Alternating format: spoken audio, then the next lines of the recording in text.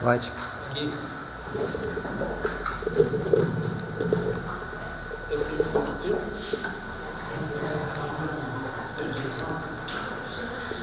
Meus irmãos, uma boa noite para todos. Que a paz do Senhor Jesus envolva cada um de nós. A gente traz um abraço fraterno e carinhoso do Grupo Espírita Luz da Vida e também da Casa de Caridade Irmão Átmos, que participamos de duas casas, estamos devendo tanto que somos obrigados a estar em duas casas, né? E ainda não aprendemos. Mas é muito gostoso estar lá na casa do Irmão Átimo, o nosso irmão João conhece. Quem conhece que sabe como que aquela casa é carinhosa conosco. E a gente traz para a reflexão de hoje o tema: quando não se aprende através do amor, aprende-se através da dor. Esse tema foi uma inspiração que eu tive, porque quando eu entrei na doutrina espírita, eu aprendi, ouve-se muito falar, que a porta de entrada da doutrina espírita é a dor, né? Mas por incrível que pareça, eu entrei pela curiosidade. Tem também a curiosidade que o pessoal não fala, né? Diz que é só pela dor ou pelo amor. Mas eu entrei pela curiosidade e conheço outros irmãos que entraram também pela curiosidade. A dor veio depois. Então, por isso, eu até disse que quem não aprende através da dor, aprende através do amor. Porque muitas das vezes estamos dentro da doutrina espírita e dói, né? E ai de nós, se não tivéssemos na doutrina espírita, como que suportaríamos essa dor? Porque estar na doutrina espírita, nem sempre a gente pratica aquilo que, né, a gente aprende no dia a dia. Então o que acontece? Vem a dor para que a gente possa refletir os ensinamentos que a gente teve dentro da casa espírita e pôr em prática. Então foi por isso que eu pensei, poxa, se a gente,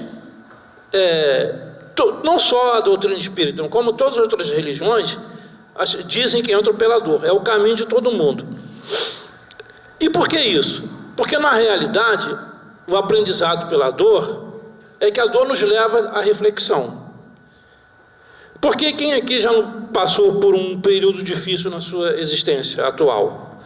Quem aqui não teve um irmão, um parente que doeu muito e que dói na gente também? Porque a dor não é só em nós, é naquele que a gente ama também. E isso nos leva a refletir. Quando é em nós, também dói muito mais e faz com que a gente reflita muito mais ainda. Porque eu me lembro que há um tempo atrás, a gente foi convidado aí conversar com um irmão que estava com uma fase terminal de câncer, estava em fase terminal de câncer. E quando eu entrei no quarto da pessoa, na casa dele, ele me abraçou, ele não me deu bom dia, não agradeceu a visita, apenas me abraçou e perguntou o que eu fiz. Foi assim de imediato, o que eu fiz para ele estar assim? Foi o que ele virou para mim. Então, por isso, se a gente observar, a dor nos leva a uma reflexão, porque todo mundo que sofre uma dor sempre pergunta o porquê dessa dor. Nós sempre temos essa pergunta: por que está doendo? Por que eu fiz? Eu até brinco que a maioria das pessoas diz: eu joguei pedra na cruz. É bem possível, né? Porque Jesus não falou para nós, e nós poderíamos estar lá se jogando pedra na cruz. Então, esse irmão me fez essa pergunta e eu, na hora, o que eu poderia responder com uma pessoa que a gente sabe que está numa fase terminal, está doendo, e ia dizer o que para ele? Olha, você está sofrendo porque você pecou? Não, eu não falei assim. Disse: olha, irmão, o momento não é de você ficar pensando se você fez alguma coisa ou não. Se alguma coisa foi feita, deve ter sido já reparada. É você ir para frente, né, e seguir o seu caminho e ter confiança em Deus de que tudo vai se resolver com tranquilidade. E poucos dias após a minha visita, o nosso irmão desencarnou. Mas eu acho que não foi em vão a visita, porque a vida continua. E com certeza, essas palavras que eu disse a ele está refletindo lá no mundo espiritual. Na pergunta 642 do Livro dos Espíritos, Kardec pergunta aos benfeitores espirituais: para agradar a Deus e assegurar a sua posição futura, bastará que o homem não pratica o mal? Os benfeitores espirituais respondem: não, cumpre-lhe fazer o bem no limite de suas forças, porquanto responderá por todo o mal que haja resultado de não haver praticado o bem. Então sofremos, essa pergunta 642 nos leva a refletir o quê? É que não praticamos o bem. Não é ter praticado o mal. Eu não fiz nada a ninguém. Eu não sou bom, mas também não sou ruim, não faço mal a ninguém. Qual é o mal? A definição de mal, segundo a doutrina espírita, é a ausência do bem, né? Então, quando não praticamos o mal, podemos dizer que não estamos praticando bem, mas não estamos praticando mal, mas estamos. Porque se não estamos praticando mal, o bem, estamos praticando mal, né? A doutrina espírita nos diz isso. O mal é a ausência do bem. Se você não pratica o bem, evidentemente você tem que ter essa reflexão.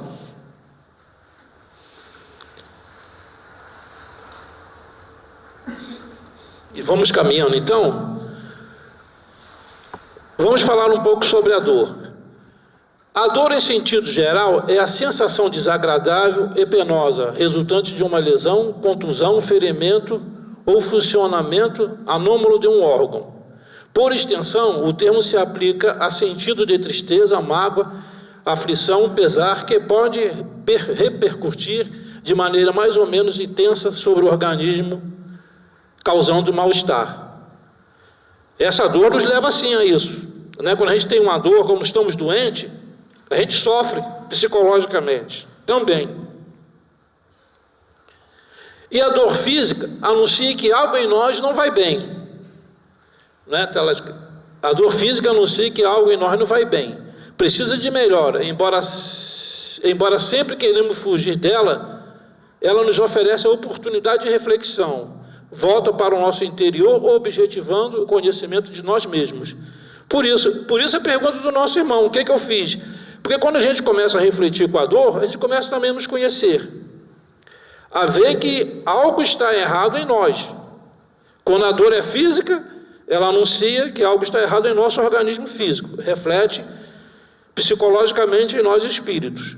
Mas quando a dor é moral, nos leva a refletir que algo moralmente foi equivocado, por isso veio a dor. E no capítulo 5 do Evangelho segundo o Espiritismo, nas causas atuais das aflições, no item 4, e causas anteriores das aflições no item 6, Kardec nos fala sobre isso, de todas as aflições que nós temos. E muitas das vezes nós sempre estamos culpando o passado pela nossa dor atual. Mas nem sempre a dor atual é culpa do nosso passado delituoso. Alguns sim, outros não. Na sua maioria das vezes, pelo menos ouvi isso, que 80% a 90% das nossas dores que temos hoje, atuais, as causas estão na atualidade, estão no nosso intemperância, na nossa intemperância atual, nos nossos equívocos atuais. Porque se exageramos na comida, né? Nossos órgãos excretórios, nosso estômago vai sofrer, não é? Então, se a gente amanhã tem um problema digestivo, pode não ter sido de vida passadas, pode ser de ter usado mal a comida. É isso que a gente tem que observar. E quando você às vezes tem uma doença muito grave, ou já nasce, eu acredito assim, eu vejo assim, que quando você tem uma criança, que a gente vê muito, né, nas casas que atende criança com câncer, pode sim ser uma causa atual. Mas aos 60, aos 70 anos, você tem, por exemplo, um câncer de intestino, será que foi uma causa anterior? Não foi uma causa atual? Do exagero de todo final de semana a gente está no churrasquinho, né? Porque na realidade a carne pudrece dentro do nosso organismo. Imagina aquilo apodrecendo dentro de nós, e todo final de semana é um entupindo de carne. Com 60, 70 anos, né, o organismo, os nossos intestinos vão estar cansados. E evidentemente que vai refletir esse cansaço em nós. Então nem sempre você ter um problema de uma doença dessa grave, como um câncer, quer dizer que seja de outras vidas passadas.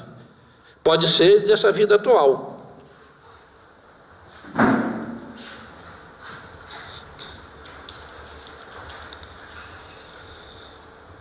Sem cola não vai, gente.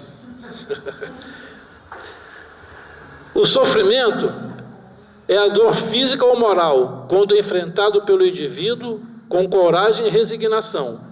Torna-se fator de aperfeiçoamento espiritual, capaz de conduzir ao heroísmo e à santidade. O sofrimento é inerente ao estado de imperfeição, mas atenua-se com o progresso e desaparece quando o espírito vence a matéria. O sofrimento é um meio poderoso de educação para as almas, pois desenvolve a sensibilidade que já é por si mesma um acréscimo de vida. O primeiro juiz enviado por Deus é o sofrimento, que procura despertar a consciência adormecida, é apelo à ascensão. Sem ele seria difícil acordar a consciência para a realidade superior. O filósofo Idígoras, ele diz que, por mais que haja a razão de um sofrimento, não basta apenas a coragem para enfrentá-lo. Necessitamos também do estímulo místico, ou seja, da religião. Geralmente é o que acontece mesmo.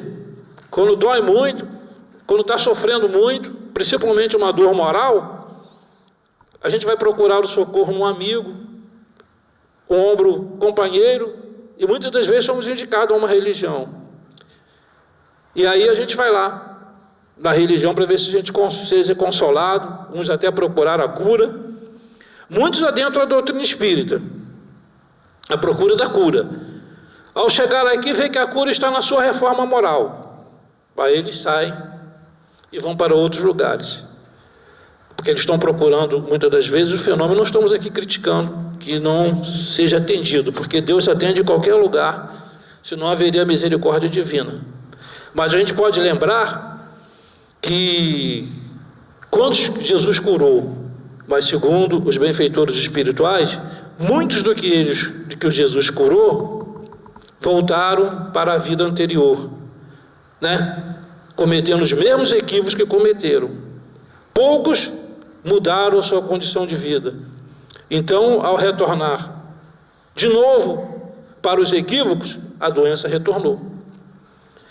E na pergunta 933 do Livro dos Espíritos, Kardec pergunta: assim como quase sempre é o homem o causador de seus sofrimentos materiais, também será de dos sofrimentos morais? Os benfeitores espirituais respondem: mais ainda, porque os sofrimentos materiais, algumas vezes, independem da vontade.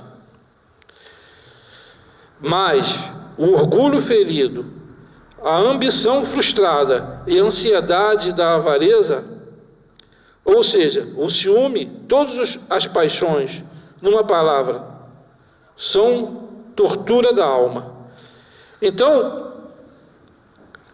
o Kardec nos explica muito bem que todas essas imperfeições que a gente tem, a inveja, a avareza, o ciúme, tudo isso nos leva à doença, não é?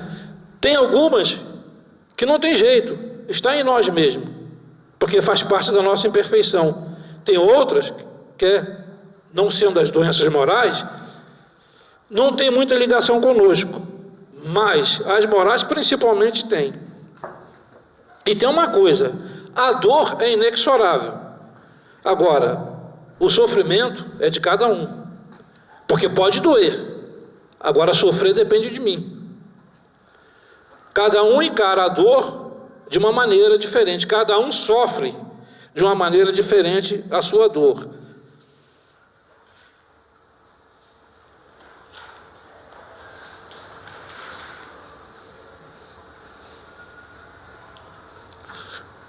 A dor segue todos os passos, os nossos passos, estreita-nos em todas as voltas do caminho, e diante deste esfinge que o fita com seu olhar estranho, o homem faz a eterna pergunta: por que existe a dor? Ué, passei sem querer. O homem pergunta: por que existe a dor? E no que lhe concerne uma punição, uma expiação, como dizem alguns, e a reparação do passado, o resgate das faltas cometidas, a dor é como uma asa dada à alma, escravizada pela carne, para ajudá-la a desprender-se e a elevar-se mais alto. O mal moral existe na alma somente em suas dissonâncias com a harmonia divina, mas à medida que ela sobe para a claridade mais viva, para uma verdade mais ampla, para uma sabedoria mais perfeita, as causas do sofrimento vão se atenuando, ao mesmo tempo que se dissipam as ambições vãs, os desejos materiais, e de instância em instância, de vida em vida, ela penetra na luz, e na grande paz onde o mal é desconhecido, e onde reina o bem. Isso é de Leon Denis, na obra O Problema do Ser, do Destino e da Dor. Leon Denis, o poeta da doutrina espírita, o bom senso encarnado. E ele tem razão quando ele diz isso. Não são as perguntas que nós fazemos quando a gente estamos doentes, como a dor bate na gente, não é? Por que ela existe? Se é uma punição, se é uma expiação, se é uma reparação do passado, das faltas que a gente cometeu, principalmente a dor moral, né? É quando a gente fere as leis divinas, como ele diz, suas dissonâncias com a harmonia divina, quando a gente começa a nos desarmonizar das leis divinas, começa a vir as dores morais. Não é? Então, quer dizer, só quando conseguimos, através do estudo, do aprendizado, se harmonizar com as leis divinas, a gente vai atenuando as nossas dificuldades, vamos atenuando as nossas dores.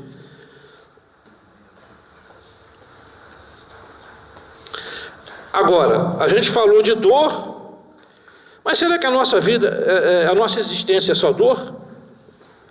Eu acredito que não, por uma coisa muito simples, porque agora eu vou fazer igual os nossos irmãos protestantes. Nós temos um Deus misericordioso, um Pai que nos ama. Como nós temos um Pai que nos ama, Ele também nos oferece a outra parte, de como nos tornarmos melhores, de como não doer em nós.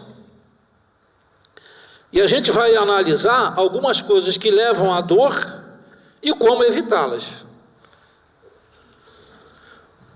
Uma delas é humildade e orgulho. O orgulho é um dos maiores defeitos e o mais difícil de ser combatido, pois ele está no âmago do nosso ser, dizem os espíritos superiores, é o último a ser eliminado.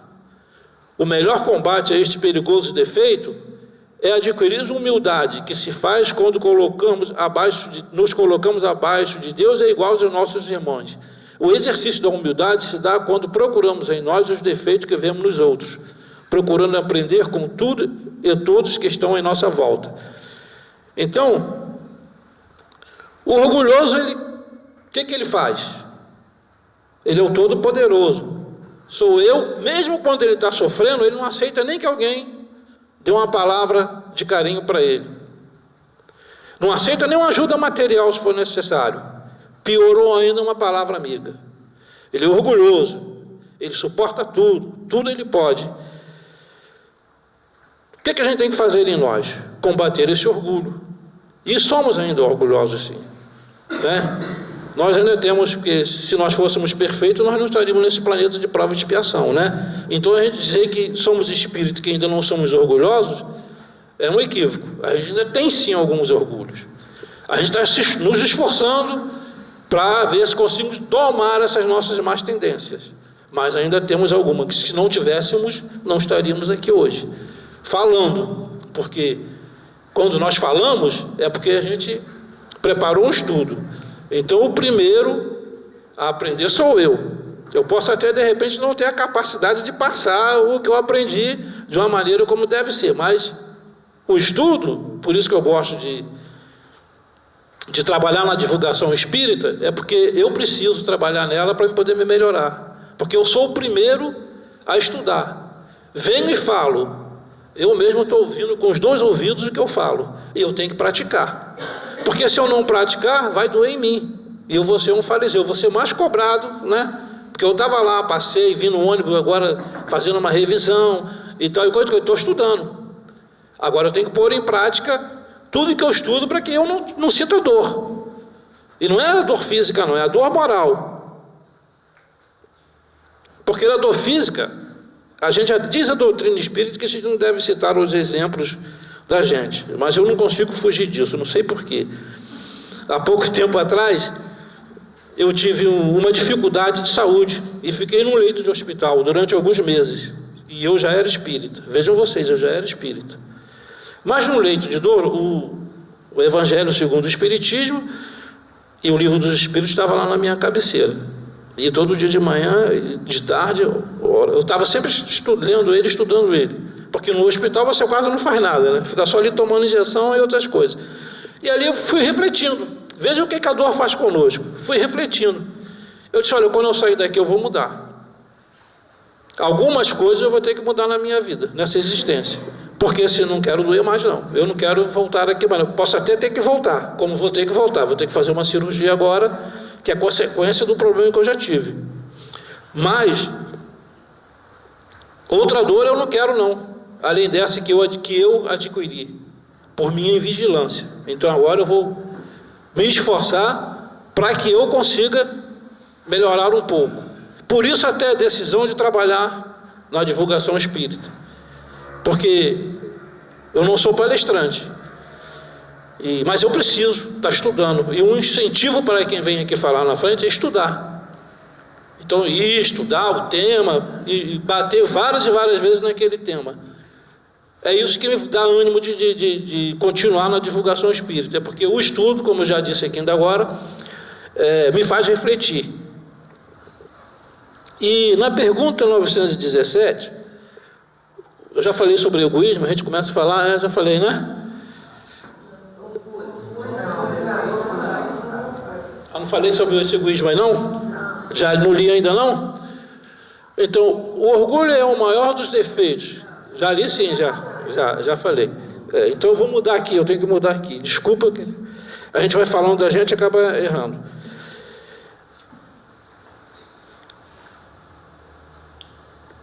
Ai, meu Deus. Eu estou igual o nosso irmão que foi lá no Luz da Vida. Toda hora ele errava. Eu também estou a mesma coisa. Quando eu não estou habituado com esse aqui, olha lá, viu? Errei de novo. É que eu quero apertar aqui. Agora acertei. Eu vou conseguir aprender. O egoísta pensa em si, deve ser que eu já vi, né? Não?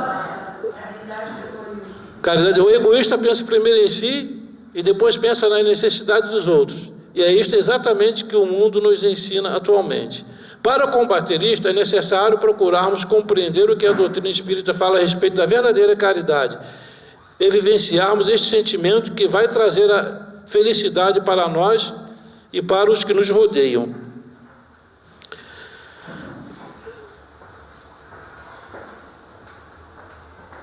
E na pergunta 917, Kardec pergunta aos benfeitores espirituais: qual o meio de destruir-se o egoísmo? Os benfeitores espirituais respondem: de todas as imperfeições humanas, o egoísmo é a mais difícil de desenraizar-se, porque deriva da influência da matéria, influência de que o homem, ainda muito próximo de sua origem, não pode libertar-se, e para cujo entretenimento tudo concorre.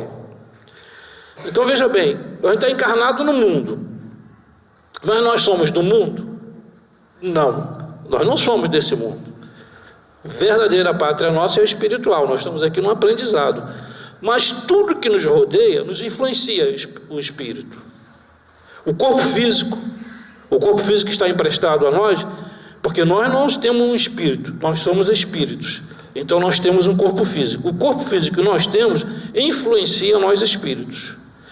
E o ambiente que a gente vive também influencia a nós espíritos.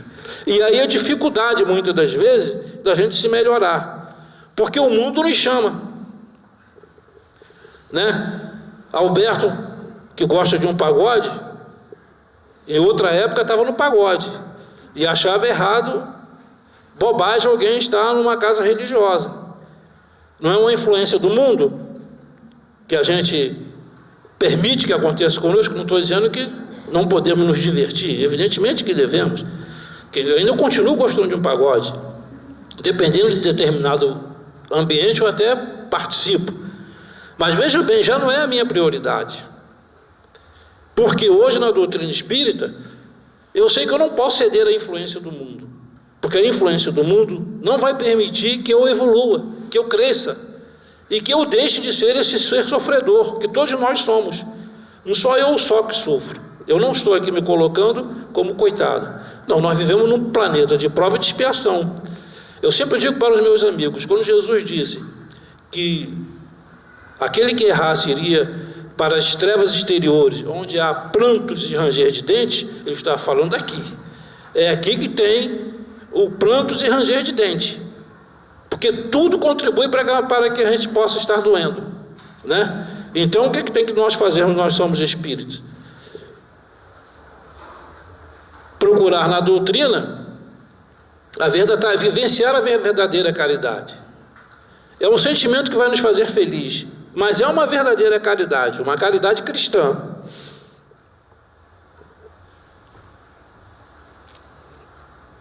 Tem que dar uma corridinha, né?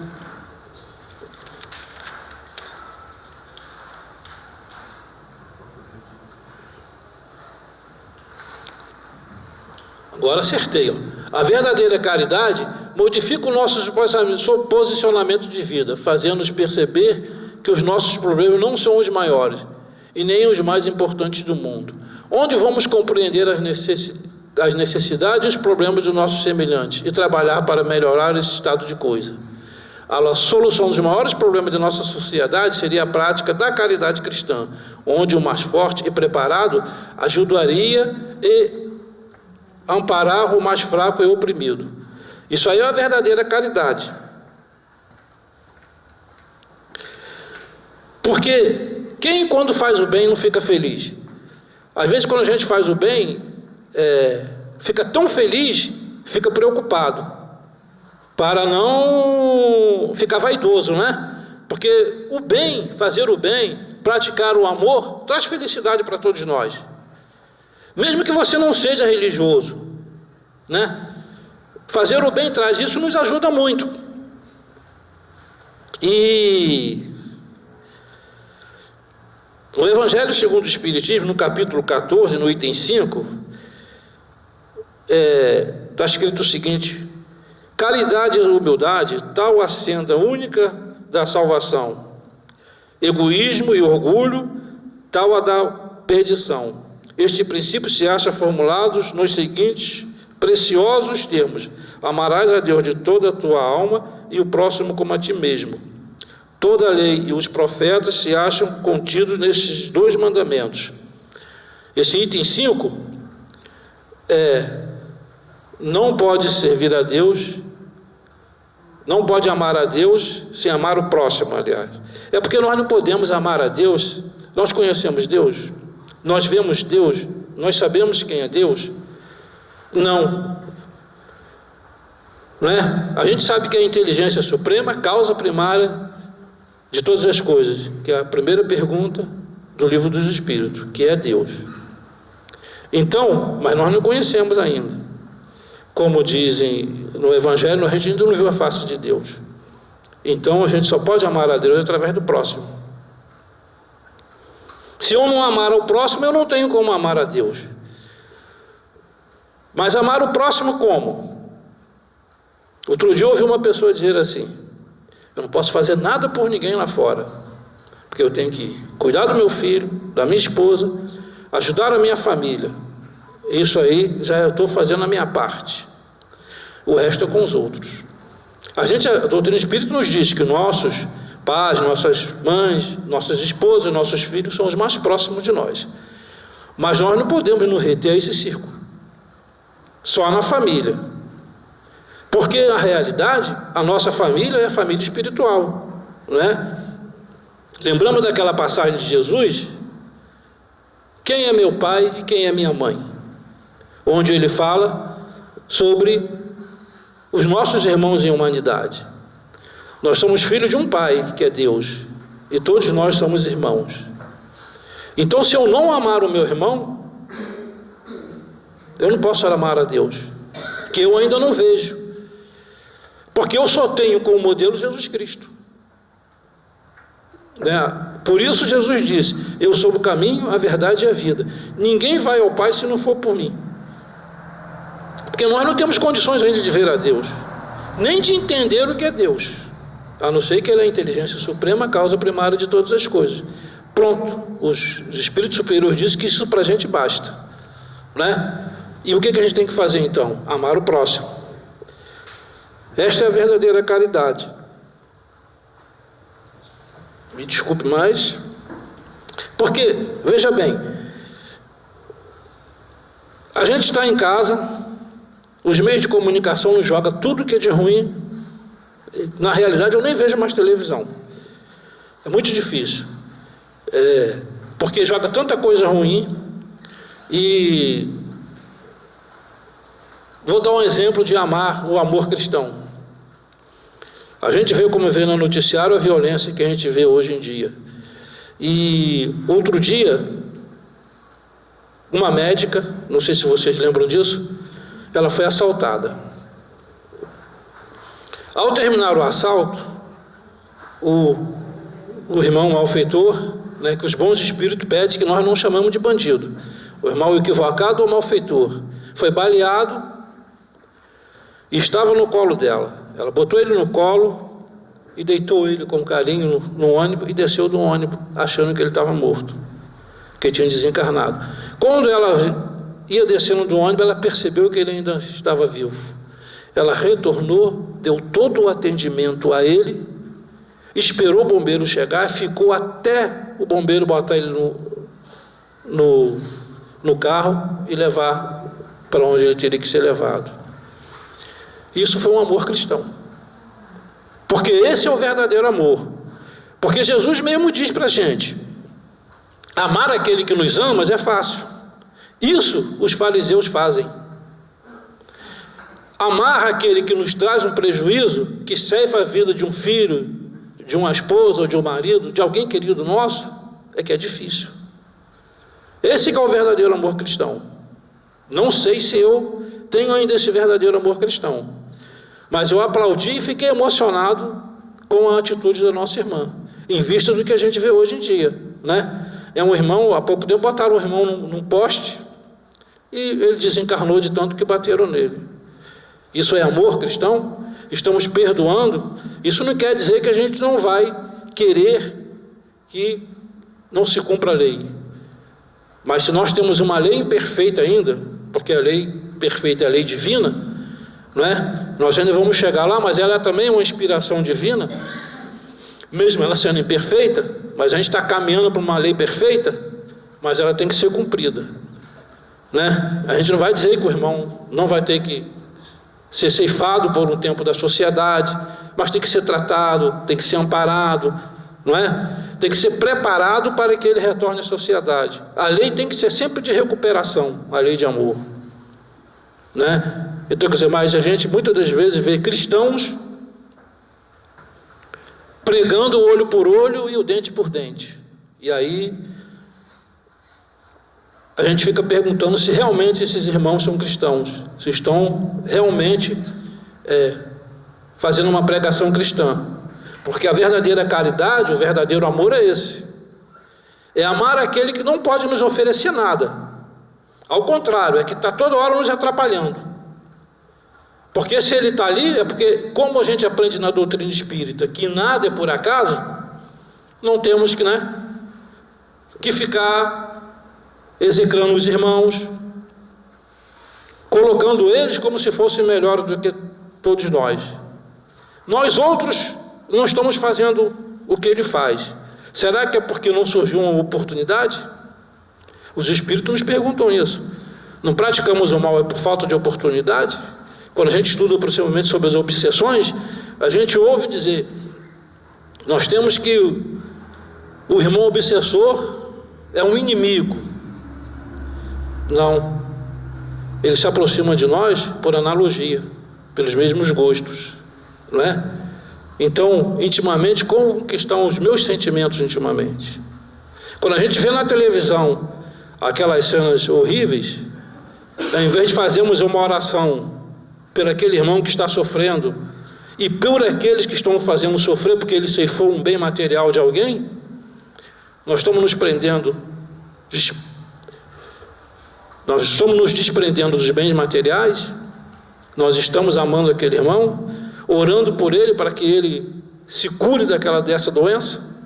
Não, estamos pelo contrário, dizendo, bem feito, tinha que acontecer mesmo, estamos vibrando completamente errado. E vamos ter dor, não é? Porque se a gente está vibrando erradamente por isso, vai doer em nós, é lei de ação e de reação. A dor vem por uma ação, cometemos uma ação, vamos ter uma reação, é lei da física. Então isso também vale para os nossos sentimentos, para o que a gente quando vê na televisão e vibra, e bem feito, tem que fazer mesmo, tem que amarrar no poste, tem que fazer, tem que acontecer. Aí a gente está o quê? Provocando um movimento, uma ação, que vai retornar exatamente para a gente, com uma reação. Então a gente tem que observar muito os nossos sentimentos, nossos pensamentos, para que a gente não possa, no futuro, doer.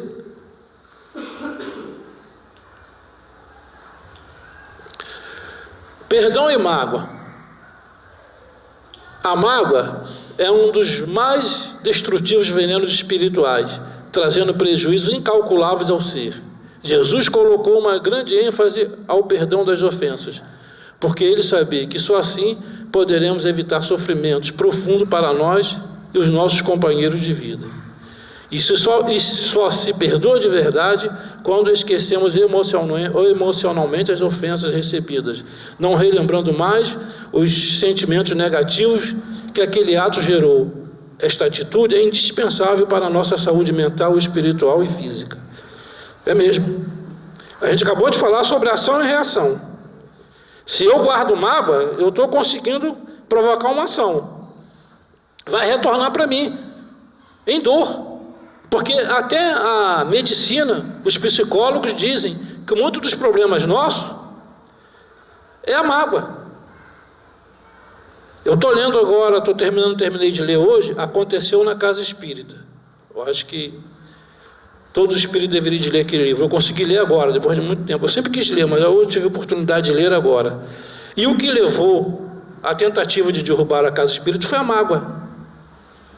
A mágoa de um filho, quem leu o livro sabe, foi a mágoa de um filho que invigilantemente permitiu que a mágoa tomasse conta dele, e o pai dele, ele tentou destruir uma casa porque o pai dele foi o fundador da casa, e ele, desencarnado, estava tentando destruir a casa por causa de uma mágoa. Então a mágoa é uma das coisas que nos traz doença. A mágoa dói aqui na garganta. Quando a gente está magoado, a gente sente aquela dor aqui na garganta, não é? Fica aquele nó aqui que a gente não consegue soltar. E muitas vezes choramos de mágoa. Então a gente tem que evitar muito esse negócio, a mágoa. E perdoar. Porque o perdão, ninguém resiste a um perdão. Ninguém resiste a um perdão. É uma coisa material também, sim, porque você perdoa alguém, você com certeza sabe que aquele cidadão não vai te fazer mal nenhum. Evidentemente que a gente vai perdoar, mas a gente ainda vai ter o cuidado, porque a gente tem um negócio chamado confiança, né? A gente não vai confiar na pessoa como confiava anteriormente, principalmente quando magoa-nos com uma traição. Mas vamos vibrar para que o irmão se cure, porque é um irmão doente. Não vamos atrapalhar esse irmão e nem ficar feliz com a derrota dele. Isso é não guardar a mágoa. E perdoar também. Não quer dizer que eu vou lá beijar o irmão. Eu ainda não estou nessa capacidade, não tenho ainda essa capacidade crística de fazer isso, né? A gente ainda tem aquele, como eu disse, a confiança. E a gente não confia mais. Mas vamos orar. E quem na vida já não foi traído, né? No trabalho acontece muito, né? Tentam derrubar-nos. Mas a gente perdoa, ora pelaquela pessoa, porque, por exemplo, principalmente no nosso trabalho, os cargos que a gente tem hoje aqui na Terra, eles são temporários. Tudo passa. O Chico Xavier diz, tudo passa. E passa. Até os cargos que a gente tem, não são nossos, são temporários. A nossa existência é temporária, então tudo é temporário. Então, se o cidadão nos traiu por causa de um cargo no trabalho, eu principalmente que trabalho no serviço público, acontece muito isso, e conseguiu ganhar um cargo melhor, eu já vi muitos irem lá em cima e descerem cá embaixo. Eu, graças a Deus, continuo aqui na minha, devagarzinho na minha, sem crescer, eu estou dizendo assim em cargo, mas na minha, sem me preocupar muito com isso, porque isso só leva a isso. Eu vou ficar magoado, eu não vou perdoar, vou ficar vibrando se a pessoa levar um tombo, e isso, como eu disse na lei de ação e reação, vai voltar para mim, e vai voltar em dor, né? E no capítulo 10 do Evangelho segundo o Espiritismo, os que são misericordiosos, no item 6, nos diz: na prática do perdão, como em geral, na do bem, não há somente um efeito moral, há também um efeito material. É esse efeito material. Quando a gente perdoa, não tem como a pessoa não olhar para nós de outra maneira. Ela vai olhar já diferente conosco, porque o amor cobra a multidão de pecados, já disse Jesus, e é verdade. Quando a gente perdoa, é um ato de amor. E eu dizia para o nosso irmão aqui quando eu cheguei, nós somos igual cachorrinho, né? Passou a mão na nossa cabeça, a gente está todo feliz, pulando em cima, balançando o rabinho, a gente gosta de carinho. Nós somos assim. Todos nós somos assim. Nós ficamos, eu estou falando isso para ele por causa do grupo de caridade Irmão Átimo. Cheguei lá e fui tratado com imenso carinho, estou lá até hoje, eu não consigo sair. E todos nós somos assim. Então, se quando alguém faz alguma coisa conosco que a gente perdoa, reflete na pessoa, com toda certeza. É um ato material e é um ato espiritual, porque a gente cumpriu uma lei de Deus. E não vamos doer, não vai ficar dolorido para a gente.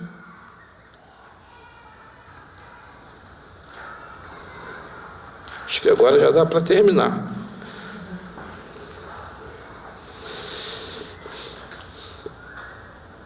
Obediência e revolta. A obediência aos desígnios da vida e às leis de Deus é a condição primordial para evitarmos um sentimento comum, que é a revolta perante as mais variadas situações da vida. Ensina-nos os espíritos evoluídos que a melhor e mais rápida maneira de passarmos por um período ruim é aceitarmos a situação e não reclamar dela, trabalhando incessantemente para melhorá-la. Revolta gera desequilíbrio, e desequilíbrio gera mais dor e sofrimento. Uma verdade. Mas uma verdade sim, por quê? Como o texto nos diz que não devemos reclamar, ele não quer dizer que a gente não lute para nos melhorar. Só que essa luta não pode ser com revolta, né? E desobedecendo a lei de Deus, fazendo coisas que não devemos fazer. Eu vejo muita gente que fala assim: está doente, não vou ao médico. Está desobedecendo, não está? Revoltado e cometendo uma desobediência, vai ficar mais doente. Porque quando nós ficamos revoltados, dói muito. Porque o cidadão revoltado, ele não pensa, ele não tem discernimento, ele não consegue ter paciência, ele não consegue ter calma para resolver qualquer situação. Alguém revoltado é alguém desequilibrado, vai para o desequilíbrio e se arrepende depois, porque depois que comete um equívoco, né, pela revolta.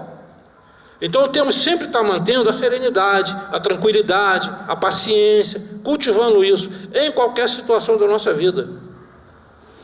Aí me lembra aquela história de que a menina ia trabalhar e entrou no ônibus e começou a olhar a paisagem da zona sul do Rio, aquela lagoa linda, e ela começou a fazer uma oração silenciosa, agradecendo a Deus aquele sol que estava nascendo, aquela paisagem da praia, os coqueiros, agradecendo tudo isso. Quando ela retornou a si, estava uma balbúrdia no ônibus. O ônibus tinha sido assaltado e ela não foi assaltada, e estavam todos admirados que ela não foi assaltada. Mas veja bem a colocação dela, a vibração dela. O nosso irmão equivocado entrou no ônibus para cometer o assalto. Ele foi em quem vibrava com ele. Lei de ação e de reação. Se eu estou com medo, isso é uma coisa que às vezes o espírita tem, né? Medo de... Eu não tenho medo. Há uns 15 dias atrás, a gente foi lá em São Gonçalo, lá no Sapeu, um lugar assim, eu esqueci o nome, que é um lugar muito violento. A gente foi lá, chegou lá, a menina, olha, a gente agradece a vinda de vocês aqui, porque aqui ninguém quer vir aqui, porque tem uma situação lá meio difícil lá, e ninguém quer vir aqui fazer palestra. Vocês aceitaram. Por quê? Eu falei, por quê? Porque eu sou um cristão. Eu não estou vindo aqui cometer os erros e nem vibrar na mesma sintonia dos nossos irmãos lá. E nós erramos o caminho. Nós erramos o caminho e fomos parar lá dentro do negócio mesmo. No carro, 2 motos aqui, 2 aqui do lado. A gente paramos e entramos num comérciozinho pequeno. A moto ficou parada lá na frente. Falamos com o cidadão, ó, lá ensinou para a gente, pode ir tranquilo. Ele falou assim alto, pode ir tranquilo que nada vai acontecer com vocês. Os motoqueiros ali sumiram e a gente foi embora e achou o lugar tranquilo. Por quê? Ninguém ali estava vibrando na mesma sintonia deles. Não estávamos ali à toa, estávamos ali levando, aí eu vou parafrasear os nossos irmãos protestantes, levando a palavra de Deus. Então estamos indo praticar o bem, né? Trabalhando na divulgação da doutrina espírita. Por que eu iria estar com medo? Não tenho medo de... Se tiver que acontecer, vai acontecer. Eu não vou... evidentemente que a gente tem que ser prudente. Eu não vou sair daqui e passar no meio de um tiroteio, né? Eu vou pegar uma balachada, mas não tem problema eu desviar o caminho e ir para onde eu tenho que ir fazer o meu trabalho. E no capítulo 6 do Evangelho segundo o Espiritismo, diz assim: sou o grande médico das almas e venho trazer-vos o remédio que vos há de curar. Os fracos, os sofredores e os enfermos são os meus filhos prediletos. Venho salvá-los. Vinde, pois, a mim, vós que sofreis, e vos achareis oprimidos, e sereis aliviados e consolados, o Espírito de verdade.